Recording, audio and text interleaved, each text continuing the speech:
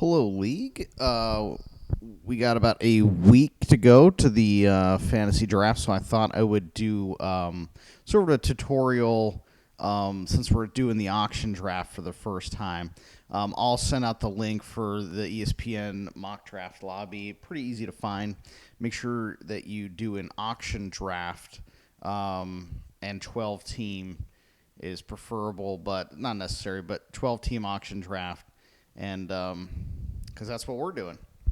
So I'm just launching up the mock draft now, and I'll just walk through a little bit, just so everybody's on the same page. Come a week from now.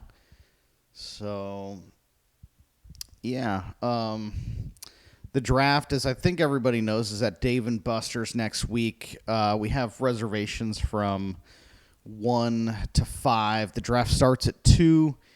I don't think it will go till 5, but, better to be safe than trying to pack up our laptops in the middle of the draft. So, yeah. And I guess there's some parking issues, so there's valet or something like that across the street. I'm not sure. Or take the light rail. I don't know. But, all right, well,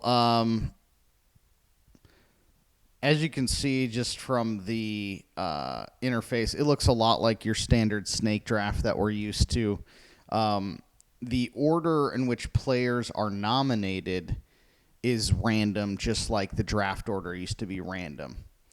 And as you can see up here, everyone's budget is $200, as no players have been bid yet. And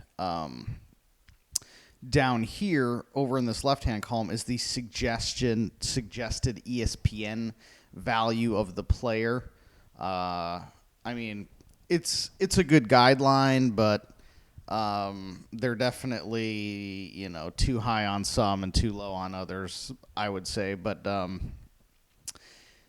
yeah, so at the beginning here, you can nominate whoever you want. So whoever this person's going to nominate, they could do Sebastian Janikowski of the Raiders. They could do a kicker if they want for the first pick, whatever they want to do. But once the bidding starts here in 10 seconds, I'll sort of show you guys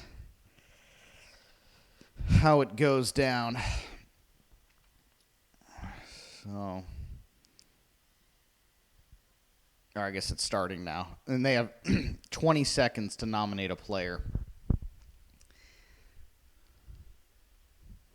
And when you nominate a player, you're also bidding $1 on them. So if you did nominate Janikowski as a joke, you'd probably get him for $1, and he'd be on your team. So it's not always good to try to play jokes, but all right. So they went with the safe Le'Veon Bell nomination, and from there you can bid.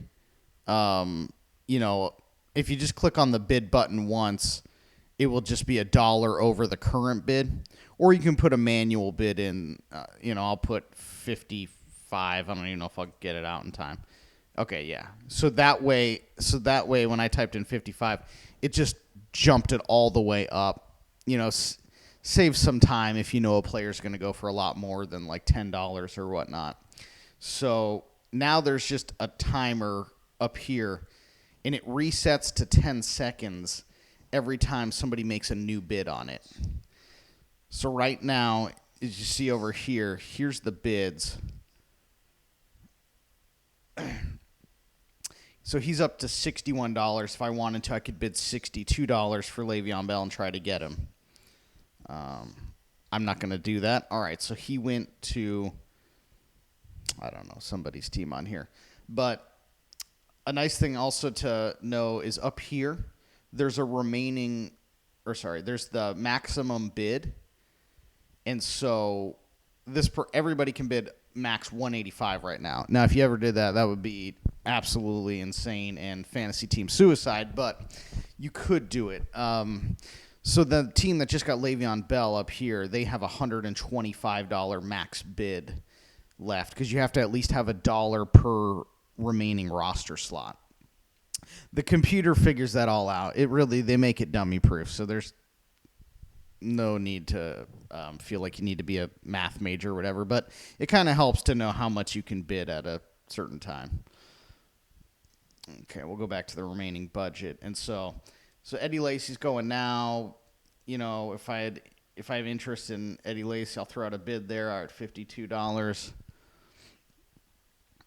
It keeps going up. The first few rounds go the longest because you have obviously more of a bidding war because, these are the top tier guys. So, the clock's going to reset as people, bid more and more. And, so some say there's a strategy to nominating players. Some people say nominate the guys that you want early on because people are going to save their money and you'll get them for less.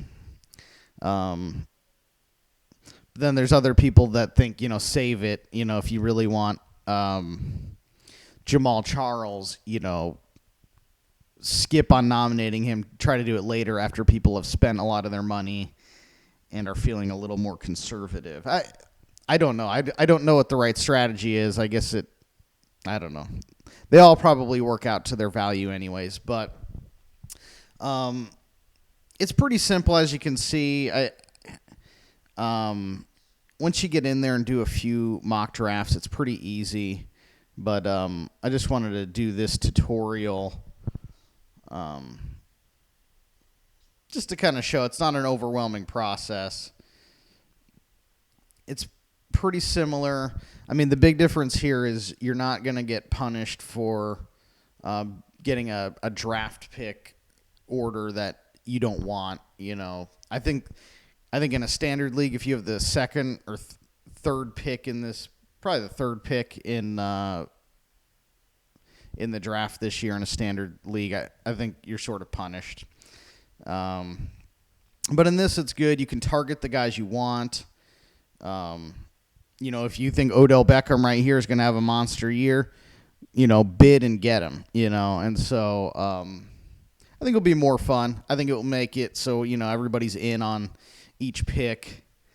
And so, I think it'll be a lot of fun. We're in a private room in Dave & Buster's. Make sure to bring your laptop chargers.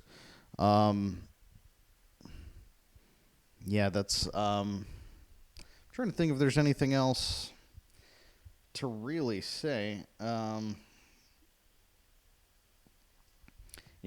It just sort of keeps going like this, but it's gonna be a lot of it's gonna be a lot of fun. I'll put a link in the email, and I'm so excited.